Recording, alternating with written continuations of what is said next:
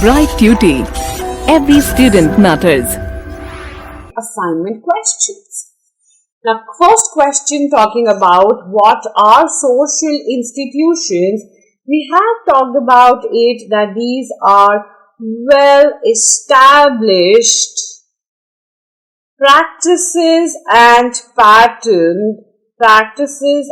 patterns of behavior wherein you have defined ways of doing things in a way those are satisfying the needs of the society. Satisfying the needs or the requirements of society is known as social institutions.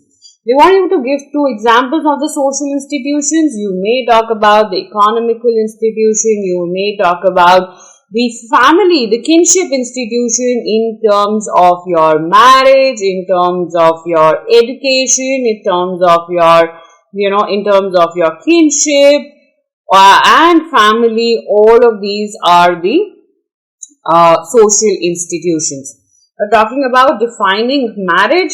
Marriage is a basic institution. It is a primary institution which satisfies the basic needs of regulation of sexual drive and the legitimization of children.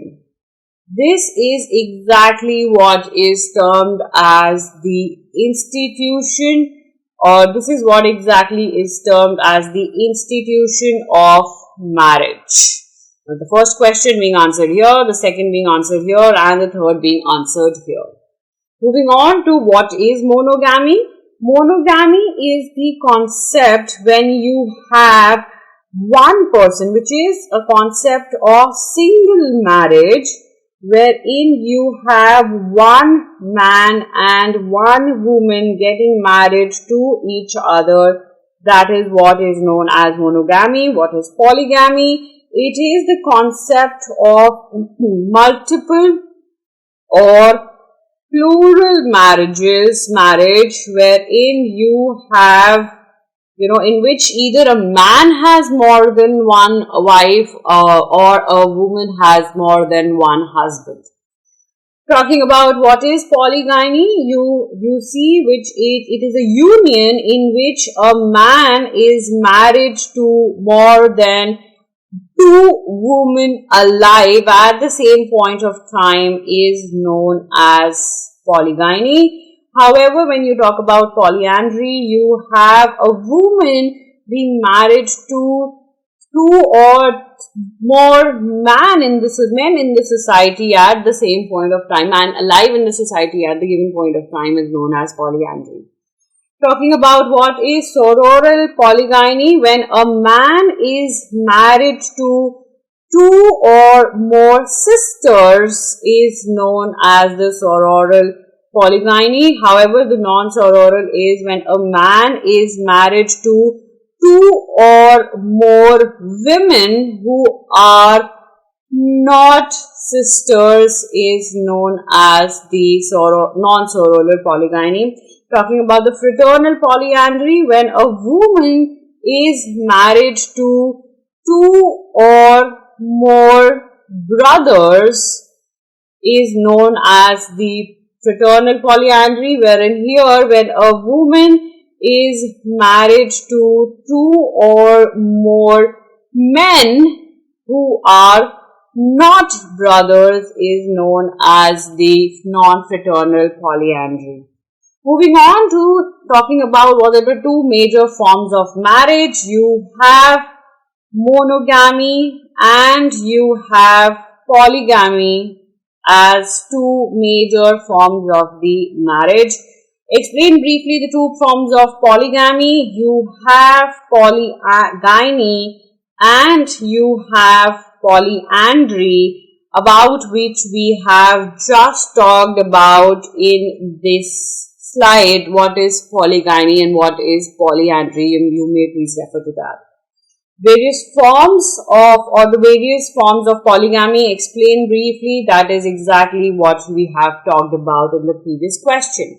Differentiate between polygyny and polyandry. We have talked about it. Polygyny is man having more than one wife, and here polyandry is a woman having more than one husband, is known as polyandry. Distinguish between fraternal and non-fraternal polyandry. When in both the situations there is a woman getting married to more than one man. In this case, those are two or more brothers, wherein in this case they are not brothers. However, when you talk about the sororal and the non-sororal polygyny, it is a man marrying more than one woman. In this case, they are more than two or more than two sisters. Herein, they are not sisters. Moving ahead to explaining the meaning and the forms of marriage, we have talked about the meaning of the marriage. We have talked about the forms of marriage in the previous questions as well. You may write all of that in your answers. Define marriage, again something that we have talked about. Define monogamy, polygamy and polyandry, something that we have just now talked about in terms of all the questions that we have answered. Last being, discuss the important reasons for the emergence of institution of marriage. We have talked about the three major aspects, the three major reasons.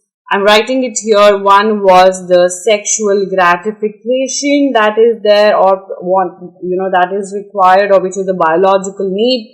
The second one is the legitimization of the children, wherein you need to have the legal authority over the children and the legal relationship. And the third one is the economic cooperations aspect of marriage, and you will be explaining all of these three aspects in here as your answer. I hope social institution, what does it mean, what does it about, what all does it have, and marriage as a social institution is clear to you. In the coming videos, we will be talking about more social institutions and how they have become a part of our life, and they are the primary social institutions because they are the basic needs and the basic requirements and the basic institutions that all of us do belong to.